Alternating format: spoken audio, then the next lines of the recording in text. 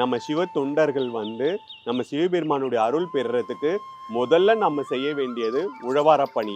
அது வந்து நம்ம கோவில்ல தான் பண்ணணும்னு அப்படின்னு இல்லை, எங்க வேணாலும் பண்ணலாம். அது பண்ணும்போது நேரடியாக நம்ம சிவபெருமானை சென்று சேரும். நான் சொன்ன இந்த மந்திரங்களை நீங்க சிவபெருமானுக்கு வந்து நிறைய ஸ்தோத்திரங்கள் கூறி நிறைய பாடல்கள் பாடி தான் வந்து அவர் வழிபடணும் அப்படின்னு இல்லை. பஞ்சாட்சர மந்திரம் ஓம் நமச்சிவாய அப்படின்னு நீங்க சொல்லும் போதே உங்களுக்கு வந்து அவருடைய அருள் வந்து நீங்க வந்து பெற முடியும். உங்க உடம்புல வந்து ஒரு வைப்ரேஷன் இருக்கும். அதே மாதிரி சிவபெருமான் கோவிலுக்கு போகும்போது நம்ம சிவபெருமானை வழிபடக்கூடிய முறைகள் வந்து நிறைய பேருக்கு தெரியல. சிவபெருமானுடைய மேல இருக்கக்கூடிய அந்த லிங்கம் அப்படின்றது பார்த்தீங்கன்னா அது வந்து லிங்கபானம் அப்படின்றது ஆகாயம், ஆவுடை அப்படின்றது வந்து பூமி.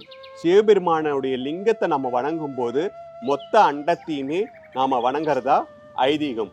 அதே மாதிரியே பார்த்தீங்கன்னாக்கா அவ்வளோ சிவபெருமானுடைய ஆவுடையில இருக்கிறது பார்த்தீங்கன்னாக்கா நம்ம யோக சக்தி அப்படின்னு சொல்லுவாங்க.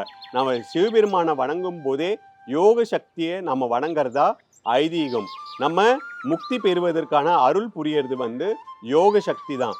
அதே மாதிரியே பார்த்தீங்கன்னா சிவபெருமானுடைய பக்கத்திலேயே ஒரு அம்மன் இருப்பாங்க, அவங்க பேரு போக சக்தி.